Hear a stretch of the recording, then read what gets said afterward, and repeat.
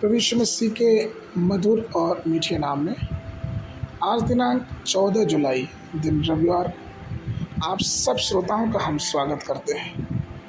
आज के दिन के लिए जो वचन है लिया गया है फिलिपियों की पत्री उसका 3 अध्याय 13 पर। हे भाइयों, मेरी भावना यह नहीं कि मैं पकड़ चुका हूँ, परंतु केवल यह एक काम करता हूँ कि जो बातें पीछे रह गई उनको भूलकर आगे की बातों की ओर बढ़ता चला जाता हूँ। संकल्प सिर्फ नए साल के दिन या फिर नए वर्ष के दिन नहीं लेते, बल्कि हमें संकल्प हर समय, हर महीने, हर हफ्ते, हर पल लेने की ज़रूरत है।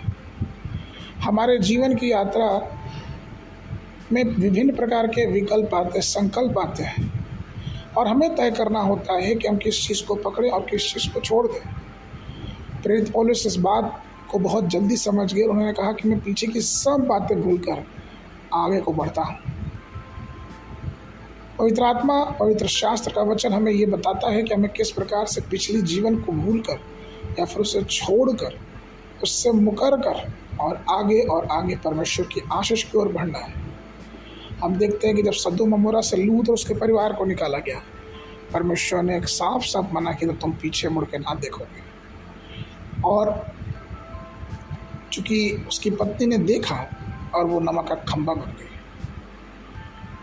और इसीलिए प्रियो, हमें चाहिए कि हम संसार और किसी भी पीछे अपने जीवन के कार्यों को ना देखें। हम देखते हैं कि दाऊद किस प्रकार से अपने बच्चे जो बीमार था उसके लिए 7 दिन तक उपवास किया, उससे प्रार्थना किया, लेकिन उसके बाद भी उसका बेटा मर गया। लेकिन दाऊद दुखी होकर उसके पीछे नहीं गया। उसने प्रार्थना की, फिर वो उठा, स्नान किया, खुद को अभिषेक किया और भोजन करने बैठ गया। प्रियो, कहने का तात्पर्य यह है कि हमें परमेश्वर की आशीषों को और सामर्थ्य को याद करके आगे बढ़ता जाना है। हमें अपनी पुरानी आदतें या फिर पुराने व्यवहार को नहीं याद करना है कि किस प्रकार से हम पाप में थे और हम ऐसा करते थे, क्योंकि परमेश्वर ने हमें वहाँ से खींच कर निकाला है और हम उसके बेटे और बेटियां हैं।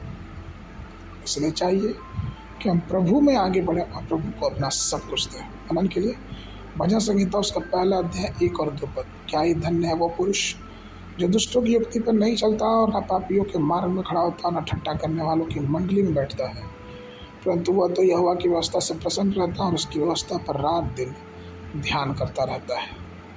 बाइबल अध्ययन के लिए सुबह के समय भजन संहिता उसका 10, 11, 12 अध्याय। संध्या के समय प्रेरितों का काम उसका 19 अध्याय 1 पद से लेके 20 पद तक।